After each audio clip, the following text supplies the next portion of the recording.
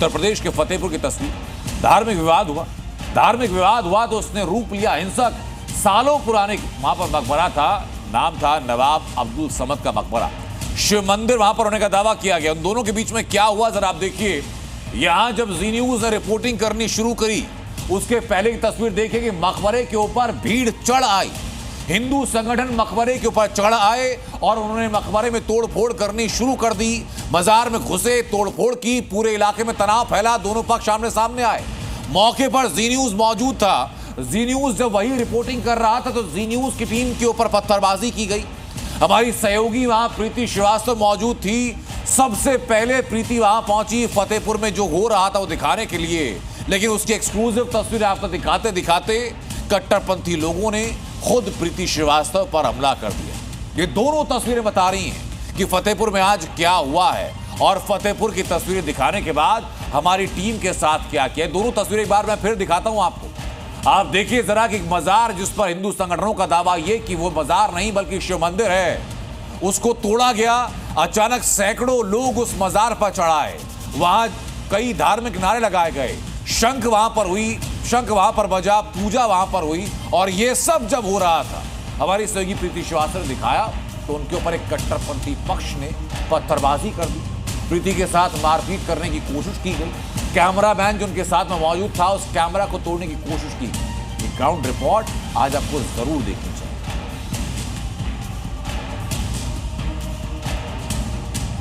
फतेहपुर में फंसा शिव मंदिर वर्सेस मजार। हम हिंदुस्तानी हैं, अपने सनातन धर्म के लिए किसी के भी छाती में भगवा गाड़ सकते हैं। मंदिर मजार की लड़ाई, आक्रोश हाय। अपने मंदिर को आजाद कराने आए हैं, किसी का हक अधिकार छीनने नहीं आए हैं। मकबरे में शिवलिंग का दावा, हिंदू संगठनों का धावा। मैं आपको यहाँ पे जी न्यूज के कैमरे पे एक्सक्लूसिव तस्वीर है, मैं आपको यहाँ पे दिखा दूं। ये देखिए, ये पूरा मकबरा है जिसको तोड़ दिया गया है। उत्तर प्रदेश के फतेहपुर की फिजा में आज था आक्रोश और टकराव का ऐसा तूफान कि पूरे जिले में तनाव फैल गया।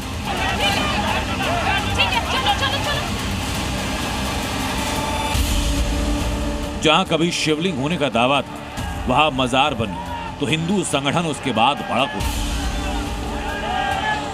सड़क पर भगवा झंडे लहरा, जयकार गूंजे और पुलिस की मौजूदगी के बावजूद हिंदू संगठनों ने फतेहपुर के मकबरे पर धावा बोला। ये देखिए, हिंदू महासभा के जो लोग हैं वो यहाँ मकबरे में पहुंच चुके हैं और मकबरे के अंदर जो है हिंदू महासभा के लोग जो है वो अंदर पहुंच गए हैं। और यहाँ पर अंदर पहुंच के इन्होंने कहा था कि ये यहाँ पर जल चढ़ाएंगे। अंदर आओ सभी। ये देखिए, ये लोग मकबरे के अंदर ये लोग जल चढ़ाने के लिए पहुंचे हैं। इन्होंने कहा था कि हम यहाँ पे पहुंच के जल चढ़ाएंगे। और ये एक्सक्लूसिव तस्वीरें जी न्यूज पे आप देख रहे हैं कि जी न्यूज पे एक्सक्लूसिव तस्वीरें यहाँ पर ये हिंदू सभा के जो लोग हैं वो मकबरे के अंदर पहुंच चुके हैं। पूरे इलाके में धार्मिक नारे गूंजे। हिंदू संगठनों ने मकबरे को तोड़ा और उसी जगह पर पूजा पाठ की। आरती पढ़ी जा रही है। अखंडम अजम भानुकोटिम प्रकाशम क्या आपने ऐसा निर्मूलनम शूलपाणि। ये जी न्यूज पे एक्सक्लूसिव तस्वीर है, जी न्यूज पे एक्सक्लूसिव तस्वीर है, यहाँ पर देख रहे हैं। सवाल भी हम पूछेंगे। ये बताइए, ये देखिए, ये एक्सक्लूसिव तस्वीर है, मैं आपको दिखा रही हूँ। पूजा अर्चना करने की बात कही गई थी। कहा गया था कि ये मकबरे के नीचे महावीर महादेव का मंदिर है। बैठिए, महादेव का मंदिर है और यहाँ पर पूजा अर्चना जो है वो यहाँ पर की जाएगी और पूरी जो आरती है वो यहाँ पर पढ़ ली गई है। और अधिवासम न जानम न योगम जपम न पूजम न तो हम सदा सर्वदा सम्मुखम जरा जन्म दुख्यो तात प्ययमान। विवाद शिव मंदिर और मकबरे को लेकर है। हिंदू संगठनों का दावा ये कि ये भगवान शिव और भगवान श्री कृष्ण का मंदिर, जबकि मुस्लिम पक्ष का दावा ये कि मजार है। हिंदू संगठनों का आरोप ये कि मंदिर को तोड़कर मजार बनाए गए। तो मुस्लिम पक्ष का दावा ये कि यहाँ पहले से बाजार है। हिंदू संगठनों का दावा ये कि यहाँ कमल का फूल है, त्रिशूल के निशान और मंदिर होने के सबूत है। जबकि मुस्लिम पक्ष का दावा ये ऐसा कोई निशान यहाँ मौजूद नहीं। तमाम ऐसे उसमें 7-6 मंदिर के भगवान शिव की शिवलिंग थी, वहाँ नंदी बाबा थे, और उसको कई लोग अपना बना रहे हैं कि भाई मुगलों के समय में तमाम चीज़ें ऐसी छूट गई हैं जो हिंदुओं की थी। मुगल उसको घोषित कर गए कि हमारा है, तो उनके घोषित करने से थोड़ी हो जाएगा। मुगलों की हमको कोई निशानी नहीं चाहिए भारत में, उत्तर प्रदेश में क्या पूरे भारत में कहीं भी ऐसी निशानी है उसको नामो निशान खत्म करने का काम हम लोग करेंगे। भाई यहाँ पे जब से हम देख रहे हैं यहाँ पे बस मजार है तो मजार थी, तो बताया ना कि इसकी कोई यहाँ कोई रिपेयरिंग नहीं हुई, खाली पुताई हुई है बस। हिंदू संगठनों ने इस आक्रोश से पहले ऐलान किया था, पुलिस ने इंतजाम भी किए, लेकिन पुलिस की उम्मीद से कहीं ज्यादा तादाद में यहाँ हिंदू पहुंचे। यहाँ पर आज काफ़ी संख्या में लोग आए थे अलग अलग पक्षों से, तो उन सब से बात की गई, उनको समझाया गया कि कानून व्यवस्था खराब नहीं होनी चाहिए और प्रशासन कुछ भी गलत नहीं होने देगा। सभी लोगों ने बात सुनी और मान के फिर वो फाइनली चले गए। तो इस वक्त मौके पे कानून स्थिति सामान्य है। कि हम लोगों ने पूरे घटनाक्रम का वीडियोग्राफी करवाया है, एक बार वीडियोग्राफी देखेंगे हम लोग, अगर उसमें कोई इस तरह का दिखाई दे रहा है तो उसके खिलाफ विधिक कार्रवाई की जाएगी। अभी की क्या स्थिति है? अभी स्थिति आप भी देख सकती हैं, स्थिति एकदम सामान्य है, सभी लोग अपने अपने घरों में चले गए हैं, फोर्स तैनात है एहतियात के तौर पर, और हमें और भी बाहर से फोर्स मिल रही है, उसको भी यहाँ पे डिप्लॉय किया जाएगा। मकबरे में तोड़फोड़ के बाद इलाके में तनाव फैला, दोनों पक्षों के लोग आमने सामने आ गए, मुस्लिम इलाकों से पथराव शुरू हुआ, हालात बिगड़े तो पुलिस फोर्स की तैनाती को बढ़ाया गया और तनाव अभी भी बना हुआ है। फतेहपुर से प्रीति श्रीवास्तव के साथ हुआ रिपोर्ट। हिंदू पक्ष का दावा ये कि मजार नहीं है बल्कि मकबरा है। हिंदू पक्ष का दावा ये कि ठाकुर जी का मंदिर, ये शिव मंदिर। लेकिन मुस्लिम पक्ष हिंदू पक्ष की बात से इत्तेफाक नहीं रखता और इसी वजह से टकराव और ज्यादा बढ़ता जा रहा है। किस पक्ष का क्या कहना है जरा सुनिए आप। मुस्लिम पक्ष का दावा ये कि 200 साल पुराना मकबरा है, जबकि ठाकुर जी का प्राचीन मंदिर नहीं। हिंदू पक्ष कहता है कि ठाकुर जी का प्राचीन मंदिर है। उलेमा काउंसिल में राष्ट्रीय संपत्ति बताई जा रही है, तो वहीं जन्माष्टमी से पहले सौंदर्यीकरण की मांग हिंदू पक्ष कर रहा है। गैजेटियर में अब्दुस समद का मकबरे का जिक्र है, लेकिन यहां हिंदू पक्ष कह रहा है कि मकबरा मंदिर को तोड़ करके बनाया गया। दोनों पक्षों के अपने दावे हैं और दोनों पक्ष अपने दावों को लेकर के इस वक्त अड़िग हैं। फतेहपुर में मंदिर बनाम मजार के विवाद पर जब जी मीडिया वहां पहुंची, अपनी बेखौफ रिपोर्टिंग की, तो हमारी टीम भी कट्टरपंथियों के निशाने पर आई। हमारे कैमरे पर हमला किया गया। ये देखिए, ये पत्थर फेंक रहे हैं। ये जी मीडिया की टीम पर ये पत्थर फेंक रहे हैं। ये बड़े बड़े पत्थर हैं। ये पत्थर है, ये पत्थर है जो ये लोग फेंक रहे हैं। कैमरा तोड़ा, अटैक किया, निष्पक्ष रिपोर्टिंग नागवार गुजरी। ये देखिए, यहाँ पर ना पत्थरबाजी शुरू हो गई है। ये यहाँ पे पत्थरबाजी हो रही है। मैं आपको दिखाऊं यहाँ पे पत्थर की वो, यहाँ पे पत्थरबाजी हो रही है, क्योंकि जिस तरीके से जो दोनों क्या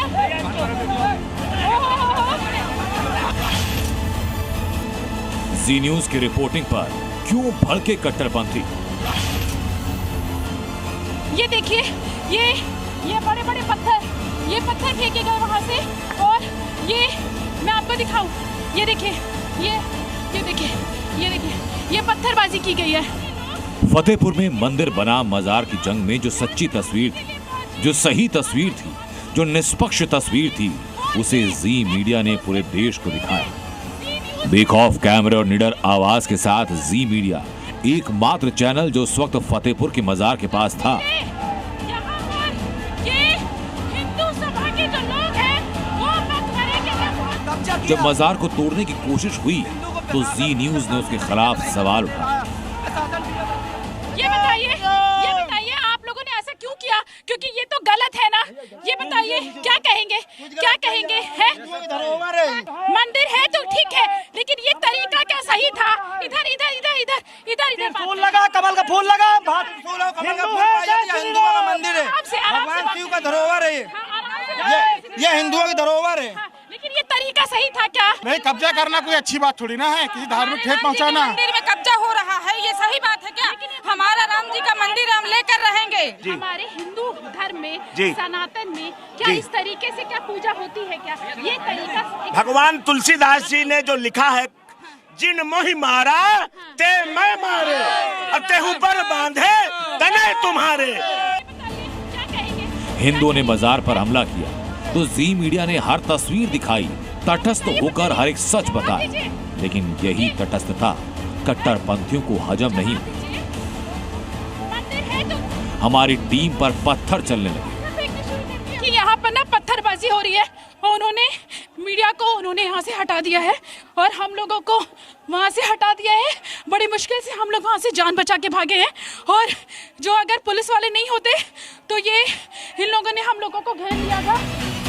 जी मीडिया की महिला रिपोर्टर की रिपोर्टें कट्टरपंथियों को बर्दाश्त नहीं हुई। जी मीडिया की टीम पर हमला किया गया, कैमरा तोड़ने की कोशिश की गई, मारपीट की कोशिश की गई। ये देखिए यहाँ पर ना पत्थरबाजी शुरू हो गई है। ये यहाँ पर पत्थरबाजी हो रही है। मैं आपको दिखाऊं यहाँ पे पत्थर की वो यहाँ पर पत्थरबाजी हो रही है क्योंकि जिस तरीके से जो दोनों क्या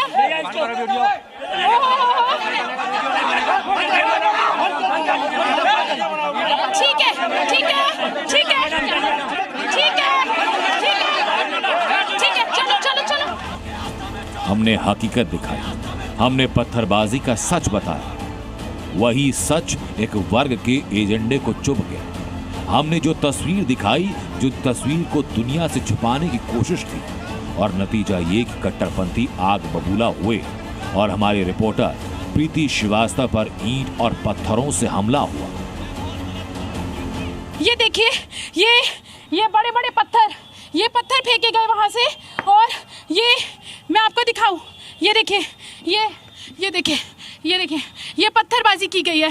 ये पत्थर है यहाँ से 10 कदम की दूरी पर और यहाँ से अगर मैं कैमरामैन को बोलूँगी कि सेफ रहते हुए जूम करके दिखाए, आगे ना बढ़े, जूम करके दिखाए कि किस तरीके से वहाँ पर हम लोग रिपोर्टिंग कर रहे थे और रिपोर्टिंग करने के बाद वो चाह रहे थे कि तस्वीर देश के सामने जो सही तस्वीर है वो ना आ पाए। लेकिन जी मीडिया की टीम वहां से बचकर मौके पर डटी रही। जब पुलिस पहुंची तो पत्थर बरसने बंद हुए और फिर हम उसी मोहल्ले में पहुंचे और पूछा कि पत्थरबाजी क्यों की गई। फतेहपुर के बाद अब सीधा मथुरा का रुख करते हैं। मथुरा जहां श्री कृष्ण जन्मभूमि मंदिर परिसर के सचिव ये दावा कर रहे हैं कि अब इस बार वो धर्मांतरण के खिलाफ लोगों से संकल्प दिलवाएंगे। 5 दिन बाद हर साल की तरह इस साल भी कृष्ण जन्माष्टमी का महोत्सव धूमधाम से मनेगा, लेकिन इसी दौरान जो श्रद्धालु वहां पहुंचेंगे उनको एक संकल्प दिलवाया जाए। ये संकल्प क्या है? इस संकल्प का धर्मांतरण के साथ संबंध क्या है, इस रिपोर्ट में दिखाता हूं। अगर सशक्त राष्ट्र की हमारी कामना है, अगर कृष्ण मंदिर जगत गुरु की कामना है, तो हमको सबको भारतवासियों को एक होना पड़ेगा। धर्मांतरण गैंग के खिलाफ कृष्ण भक्तों की टोली तैयार। कृष्ण जन्मभूमि परिसर से उठी सनातनी हुंकार। हमारा कृष्ण जन्माष्टमी का संकल्प होगा, एक रहेंगे, नेक रहेंगे, धर्मांतरण से मिलकर लड़ेंगे। भगवान कृष्ण की नगरी मथुरा में जन्माष्टमी की तैयारियां जोरों पर। 5 दिनों के बाद जन्मभूमि मंदिर परिसर में भव्य आयोजन होगा, लेकिन इस बार की जन्माष्टमी बेहद अनोखी, बेहद अलग होने वाली है। 16 अगस्त को आने वाली जन्माष्टमी पर श्री कृष्ण जन्मभूमि परिसर में एक अनोखी पहल की। इसके तहत धर्मांतरण के खिलाफ संकल्प लिया जाएगा, धर्मांतरण से मिलकर लड़ने की अपील की जाएगी। कमान संभाली खुद कृष्ण जन्मभूमि मंदिर परिसर के सचिव कपिल शर्मा ने, जिनका कहना है कि धर्मांतरण का स्वरूप बेहद डरावना है, लिहाजा एक रहेंगे तो नेक रहेंगे और यही संकल्प श्रद्धालुओं को दिलवाना है। हमारा कृष्ण जन्माष्टमी का संकल्प होगा, एक रहेंगे, नेक रहेंगे, धर्मांतरण से मिलकर लड़ेंगे। आज धर्मांतरण जिस प्रकार से घटनाएं घटित हो रही हैं, जिस प्रकार से प्रकाश में आ रही हैं, पूरा विश्वव्यापी षड्यंत्र दिखाई दे रहा है, उसमें सभी सनातनियों को अपना अपना योगदान देना ही होगा। देश भर में धर्मांतरण के मामले बढ़ते जा रहे हैं। यूपी के बलरामपुर और आगरा से हाल ही के दिनों में धर्मांतरण गैंग पर कई खुलासे हुए और इसी के बाद चिंताएं बढ़ी हैं। हालांकि बलरामपुर से छांगोर और आगरा से मास्टरमाइंड अब्दुल रहमान को गिरफ्तार किया गया, लेकिन इसके बावजूद ऐसे गुट पूरे यूपी में फैले। यूपी के कई जिलों में अवैध धर्मांतरण का रैकेट पकड़े गए। बलरामपुर, मिर्जापुर, आगरा से दर्जनों लोग गिरफ्तार हुए। धर्मांतरण गिरोह में ईसाई मिशनरी भी एक्टिव है। 2020 से 2024 तक अवैध धर्मांतरण के 835 केस दर्ज हो चुके हैं। धर्मांतरण गैंग से जुड़े हुए 1682 आरोपी गिरफ्तार हो चुके हैं और अब धर्मांतरण के खिलाफ सनातनी संगठन एक्शन में। शुरुआत 5 दिन बाद जन्माष्टमी के अवसर पर कृष्ण जन्मभूमि परिसर से होने वाली, जब सनातन विरोधियों के खिलाफ संकल्प भी होगा। मथुरा से कन्हैया शर्मा के साथ ब्यूरो रिपोर्ट जी। और अब बात योगी राज में एक और माफिया पर कसे गए शिकंजे की। बिजनौर में माफिया खालिद और उसके भाइयों की हेकड़ी योगी फोर्स ने निकाल दी। माफिया वजह से काले कारोबार पर शिकंजा कसा गया। अवैध तरीके से कब्जाई गई जमीन पर एक्शन हुआ और आरोपियों को जेल भी भेज दिया गया। खालिद तालिब ने दिखाई दबंगई, योगी फोर्स ने निकाल दी हेकड़ी। माफिया ब्रदर्स पर कसा शिकंजा, अवैध कारोबार पर कानून का फंदा। यूपी में संदेश साफ है कि अपराधियों और अपराध के लिए कोई जगह नहीं। माफिया अतीक हो, मुख्तार हो, विकास दुबे हो या कोई और, कानून का शिकंजा हर किसी पर कसा गया। और अब बिजनौर के माफिया खालिद और उसके भाइयों पर भी यही कानूनी हंटर चल रहा है। बिजनौर में काले कारोबार को जमाने वाले खालिद ब्रदर्स अब कानून के फंदे में फंस चुके हैं।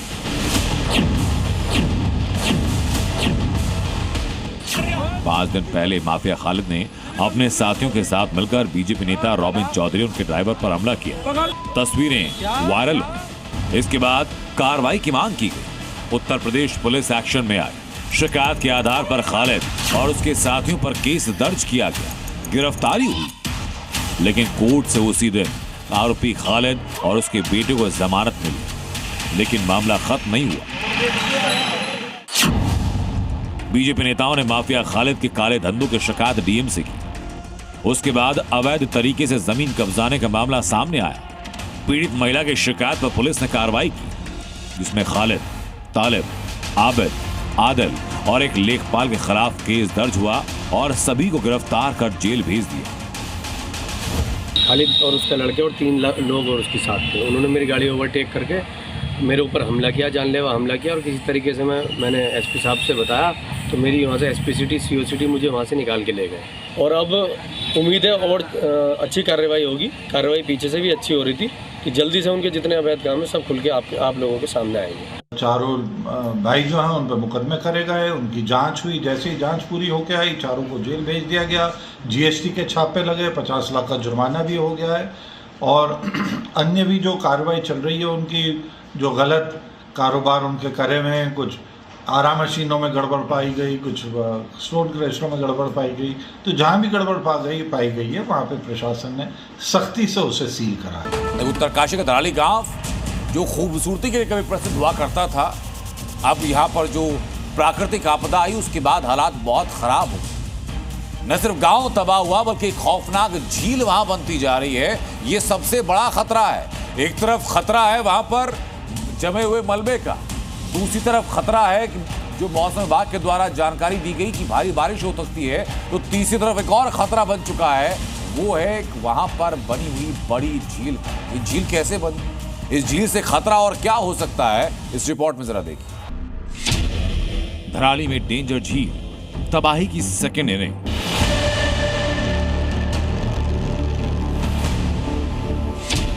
जहां मौत का बादल फटा, वहां मंडरा रहा है नया खतरा।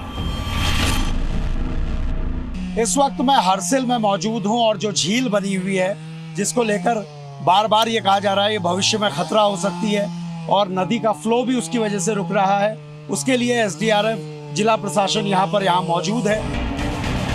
उत्तरकाशी के धराली में पिछले हफ्ते जो आपदा है वो अपने पीछे तबाही के निशान छोड़ गई, लेकिन अब वहां आने वाली तबाही की आहट है जिसकी तस्दीक कर रही हैं ये तस्वीरें। धराली गांव जहां था वहां विशाल झील बन चुकी है। ये झील देखने में भले ही खूबसूरत लगी, लेकिन इसकी मौजूदगी लोगों में खौफ भर रही है। इस झील से कंट्रोल वे में पानी निकालना बहुत ज़रूरी है, क्योंकि ये झील इसी तरीके बनी रही तो दिक्कतें ज़्यादा होंगी, और जितना इसमें पानी है उतना ही मनेरी प्रोजेक्ट की झील में भी पानी है, इसलिए ये बहुत ज़्यादा पानी है जिसके निकासी के लिए तमाम विशेषज्ञ भी काम कर रहे हैं। बादल फटने और पहाड़ के ऊपर ग्लेशियर टूटने से बनी इस झील को देखकर स्थानीय लोग, साइंटिस्ट और इंजीनियरिंग टीम हैरान परेशान है, क्योंकि अगर ये झील फटी तो हर्षिल पावर प्रोजेक्ट को बहुत बड़ा नुकसान पहुंचेगा।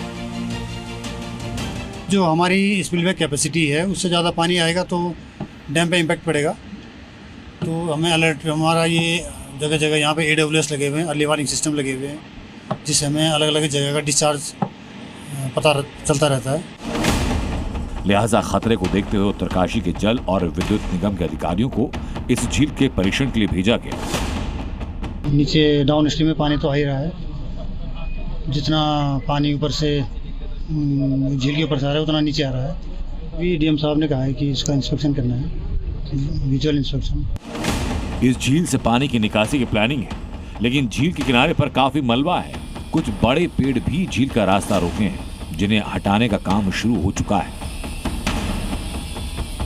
तो ये लेक को हटाना हमारे लिए जरूरी इसलिए है कि पहला एक कनेक्टिविटी हमारी स्टार्ट हो जाए, क्योंकि कल गंगनानी का पुल भी चालू हो गया है, तो 2 दिन में हम लोग ये रोड शुरू करेंगे। साथ ही इसलिए भी जरूरी है कि कभी ये पानी खुद हटता है और पेड़ खुद हटता है तो एक नीचे कभी भी एक अलर्ट जारी करा सकता है। उत्तरकाशी के लोगों की मुसीबतें खत्म नहीं हो रही। हर्षिल में मलबे को हटाने में जुटी रेस्क्यू टीम के आगे बड़ी चट्टानें हैं, हटाने में बहुत दिक्कतें हैं, और जैसे जैसे टीम आगे बढ़ रही है, जमीन के अंदर दफन जिंदगी बची होने की उम्मीद खत्म हो रही है। 3 मंजिल 4 मंजिल यहाँ पे मकान बने हुए थे। 20 से 25 फीट का ये पूरा का पूरा मलबा हो सकता है, और ये बड़े बड़े पत्थर, इन पत्थरों को हटाने में मशीनों की सख्त ज़रूरत है, लेकिन सड़क का निर्माण अभी नहीं हो पाया है। उसकी वजह से कर्मचारी लगे हुए हैं, ताकि जो आखिरी उम्मीद है कि कम से कम जिनके लोग यहाँ पर दबे हुए हैं उनके परिजनों को उनकी लाश तो नसीब हो जाए। रेस्क्यू ऑपरेशन में सेना और SDRF की टीम है, जो जमीन और मलबे के अंदर लोगों को तलाश रही है। सेना के पास बॉडी थर्मल और मेटल डिटेक्टर मशीन है, जो जमीन के 20 मीटर अंदर तक दबी चीजों का पता लगा सकती है, लेकिन मलबा 30 मीटर से ज्यादा है। जहाँ पर JCB अभी आई वहाँ पर तो मेरा घर था, और जहाँ पर NDRF वगैरह थे लगे हुए, मतलब वहाँ पर हमारा होटल वगैरह थे, बगीचे थे, लोगों के गांव वालों के घर, किसी का होटल, किसी का रिजॉर्ट वगैरह, बहुत सारी चीज़ें बनी हुई थी। सर बहुत सारे आपने सामने हमने डूबते हुए देखा है लोगों को, कुछ गायें, खच्चर और कुछ हमारे दोस्त लोग थे। हमें ज़्यादा 2-3 सेकंड लगे होंगे, मतलब जब तक हम आगे गए थोड़ा तब तक ये पूरा फुलाटा गया। धराली में आई इस तबाही के चलते एक तरफ दर्जनों घर और होटल तबाह है। प्राचीन कल्प केदार मंदिर मलबे में समा चुका है। जिस जगह पे मैं खड़ा हूँ यहाँ विश्व प्रसिद्ध कल्प केदार मंदिर था।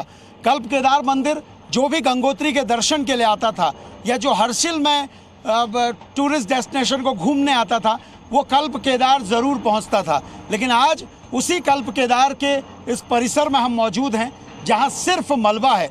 ये तमाम लोग जो आप देख रहे हैं, आप लोग इसी गांव के रहने वाले लोग हैं, जो यहाँ पुजारी हैं, जो यहाँ के स्थानीय लोग हैं। आज आप अपने मंदिर को इस मलबे में ढूंढ रहे हैं। बड़ा मुश्किल है इस मलबे से कल्प केदार को बाहर निकालना। धराली का जो गांव 5 अगस्त तक उत्तरकाशी की शान था, वो मलबे के नीचे दफन है, और इस मलबे के ढेर में बची जिंदगी की तलाश जारी है। उत्तरकाशी से जी मीडिया के लिए सुरेंद्र डसीला और ब्रजेश तिवारी की रिपोर्ट। उत्तर भारत को अभी आसमानी आफत से राहत मिलने की कोई उम्मीद दिखाई नहीं पड़ रही। उत्तर प्रदेश से बिहार तक कई जिले ऐसे हैं जहां भारी बारिश का अलर्ट जारी किया गया। अभी भी हालात कई जगहों पर बहुत खराब हैं, और इसी तेज बारिश की वजह से कई जगह नदी और नाले उफान पर हैं, और उसी की वजह से कई जिलों में स्कूल और आंगनबाड़ी स्कूलों को बंद कर दिया।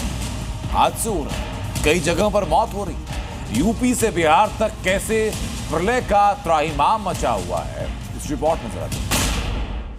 यूपी टू बिहार सैलाबी सितम से हाहाकार। 10 नदियां खतरे के पार, कई जिलों में बाढ़। यूपी से लेकर बिहार तक भारी बारिश की वजह से कई जिलों में बाढ़ के हालात। नदियों के किनारे बसे इलाके जलमग्न हो गए हैं। गंगा समेत 10 नदियां खतरे के निशान को पार कर चुकी हैं। बिहार में हालात बहुत ज्यादा खराब है। बारिश से नदियां उफान पर हैं। गंगा समेत बिहार की 10 नदियां खतरे के निशान से ऊपर बह रही हैं। इससे भागलपुर, बेगूसराय समेत राज्य के 7 जिले बाढ़ की चपेट में आ गए। पटना के 7 प्रखंडों की 24 पंचायतें बाढ़ से घिरी हैं। भागलपुर में गंगा का पानी सड़क पर आ चुका है। बेगूसराय में बाढ़ की हालत को देखते हुए स्कूल, आंगनवाड़ी 14 अगस्त तक बंद कर दिए गए हैं, क्योंकि डूबने से अलग अलग जिलों में 11 लोगों की मौत हो चुकी है। खतरनाक मंजर है। लोगों के घर में पानी प्रवेश कर चुका है। घर छोड़कर लोग पलायन कर चुके हैं। जिस जगह हम खड़े हैं वो ये सड़क है। सड़क पर भी घुटने से अधिक पानी लगा हुआ है, लेकिन नाव का सहारा है। नाव से ही लोग आने जाने को मजबूर है, लेकिन घर में पानी रहने के कारण लोग काफी ज्यादा परेशान हो चुके हैं। सरकारी सुविधा से कुछ लोग नदारत है। लोगों का कहना है कि सरकार के द्वारा जो सुविधा मिलनी चाहिए वो नहीं मिल पा रहा है, जिससे बाढ़ पीड़ितों में काफी नाराजगी है। भागलपुर शहर में गंगा का पानी घुस गया है। यूनिवर्सिटी की ये तस्वीर देखिए, जहां स्टूडेंट और टीचर्स नाव से आना जाना कर रहे हैं। नीचे तो नहीं है हो रहा है, सब में रूम में पानी है पूरा भरा। डर के काम करना पड़ रहा है। डर के सांप भी निकला था परसों। यहाँ तो हर साल आ जाता है। नाव पर बैठ के यही सवारी है। कटिहार में बाढ़ से लोग अपना घर बार छोड़कर पलायन कर चुके हैं। कटिहार के करीब सभी पंचायत में बाढ़ आ चुकी है। कटिहार की एक बड़ी आबादी भूख, प्यास और बीमारी के खतरे से जूझ रही है। के घरों में पानी है, सबके चूल्हों में पानी है। सब माँ बहन के लोगों के लिए काफी कठिनाई हो रही है। तो गया है अभी मालगोदाम पे आए हुए हैं। नाव ने है, तरह तरह का परेशानी है। जाने आने में कपड़ा भिजता है। में पानी है पूरा एकदम लबालब। चूल्हा नहीं जल रहा है, लोग भूख से मर रहा है। नेपाल में भारी बारिश की वजह से नदियों का पानी अचानक बढ़ने से सीतामढ़ी के कई इलाकों में बाढ़ का पानी घुस गया। दीवारी मतौना पंचायत को प्रखंड मुख्यालय से जोड़ने वाली मुख्य सड़क को पानी के तेज बहाव ने तोड़ दिया है, जिसकी वजह से तकरीबन आधा दर्जन से ज्यादा गांव का मुख्यालय से संपर्क टूट गया है। यूपी के कई जिलों में भारी बारिश की वजह से नदियां उफान पर हैं, जिससे बाढ़ जैसे हालात बन गए हैं। मौसम विभाग ने 20 राज्यों में भारी बारिश का अलर्ट जारी किया है। मुरादाबाद में बाइक सवार युवक पुल पार करते समय पानी में 1.5 किलोमीटर तक बह गया। पेड़ की टहनी में फंसकर रुक गया और बचने के लिए 22 घंटे पेड़ पर बैठा रहा। बचा लिया। स्थानीय लोगों ने ढूंढकर बचाया। गोंडा में सरयू और घाघरा नदी खतरे के निशान से ऊपर बह रही है, जिसका असर किनारे के इलाकों में दिखने लगा है। राजाराम चौराहे से बयोंदा माझा जाने वाली लगभग 20 मीटर सड़क पानी के तेज बहाव के कारण कट करके बह गई। समंदर में भारत की ताकत और मजबूत होने जा रही। एक साथ भारतीय नौसेना में शामिल हो रहे हैं 2 स्वदेशी वॉरशिप, INS उदयगिरी और INS हिमगिरी। दुश्मनों के लिए एक बड़ा खतरा पैदा होंगे और भारत की जो सीमाएं हैं उनको और ज्यादा मजबूत करेंगे। भारतीय नौसेना के 2 युद्धपोत तैयार। हिंद के 2 नए सूरमा समंदर के नए सिकंदर बने। आत्मनिर्भर भारत की लहर अब समंदर में नजर आ रही है। 26 अगस्त को एक साथ नौसेना के 2 स्वदेशी guided missile stealth frigate INS Himgiri और INS उदयगिरी शामिल होने जा रहे हैं। कि भारत के वो सिकंदर जो दुश्मन की नींद उड़ाने के लिए काफी हैं। उदयगिरी को मुंबई के मझगांव डॉक शिप बिल्डर्स से बनाया। हिमगिरी को कोलकाता के garden reach ship builders and engineers ने तैयार किया। INS उदयगिरी और INS हिमगिरी का डिजाइन ऐसा कि रडार को चकमा दे सकते हैं। आधुनिक मिसाइल, तोप और एंटी सबमरीन हथियार, ये दोनों नौसेना के नेक्स्ट जनरेशन स्टील्थ वॉरशिप जो प्रोजेक्ट 17A के तहत बनाए गए। एंटी सरफेस और एंटी शिप वॉरफेयर के लिए ब्रह्मोस से लैस, एंटी एयर वॉरफेयर के लिए एयर डिफेंस गन से लैस, Barak 8 long range surface to air missile से लैस, एंटी सबमरीन वॉरफेयर के लिए वरुणास्त्र टॉर्पीडो, रॉकेट लॉन्चर से लैस, सोनार, कॉम्बैट मैनेजमेंट सिस्टम और मल्टी फंक्शन डिजिटल रडार से लैस है। लंबी दूरी से आने वाले अटैक को डिटेक्ट करना, ट्रैक करना, इंटरसेप्ट करना इसमें सक्षम है। फ्रिगेट में 2 हेलीकॉप्टर आसानी से लैंड हो सकते हैं। प्रोजेक्ट 17A के तहत स्वदेशी तकनीक से बना यह अत्याधुनिक स्टेल्थ फ्रिगेट अब न सिर्फ दुश्मनों की हरकतों पर नजर रखेगा बल्कि भारतीय समुद्री सीमाओं को अभेद्य बनाएगा। ब्यूरो रिपोर्ट, जी मीडिया।